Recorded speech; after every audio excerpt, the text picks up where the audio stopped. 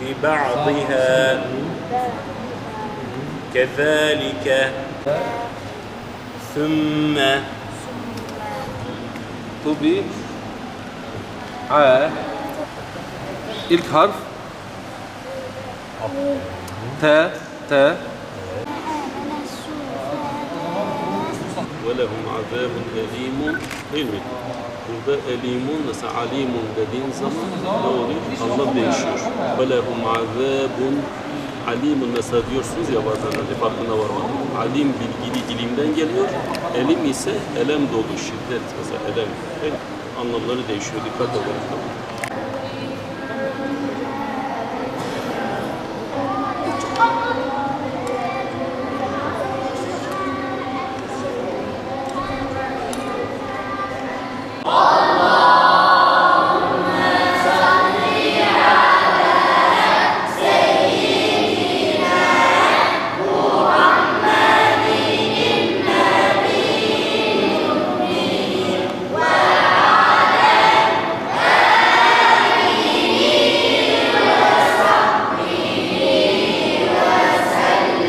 Bu sene elhamdülillah 2026 yaz Kur'an kursuna başlamış bulunmaktayız.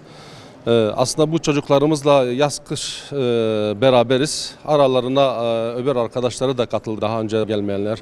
Çok şükürler olsun, çok mutluluk duyuyoruz. Gerçekten bu nesli iyi yetiştirmemiz lazım. Eğer Kur'an'la haşır neşir olurlarsa ahlaklı yetişmiş olacaklar. Ailelerinde de şu tavsiyelerinde de bulunuyoruz. Evde de onları iyi motive etsinler. Onları iyi motive etsinler ki hiç olmazsa buradaki o sevgi orada da devam etsin. Çok şükürler olsun buraya severek geliyorlar. Severek buradan evlerine gidiyorlar. O bizi daha fazla motive edip daha fazla mutlu ediyor açıkçası. Kur'an eğitimi, öğretimi çok önemlidir. Peygamber Efendimiz sallallahu aleyhi ve sellem bir hadis-i şeriflerinde şöyle buyuruyor. Hayrukum men taallamel Kur'ane ve alleme. Sizin en hayırlınız kulları öğrenen ve öğretendir diyor Peygamber Efendimiz sallallahu aleyhi ve sellem. Çok önemli bir şey. O yüzden inşallah Rabbul Alemin bu çocuklarımızı iyi bir şekilde bu yaz Kur'an kursuna onları eğiterek Allah'ın izniyle iyi seviyelere getirmeye çalışıyoruz. Allah razı olsun inşallah. Uzun zamandır arkadaşlarımla bir araya gelmemiştim. Buraya gelmem arkadaşlarımla da buluşmamı sağladı. Hem Kur'an'ı öğrenmem hem arkadaşlarımla sohbet etmem bir buluşma noktası oldu.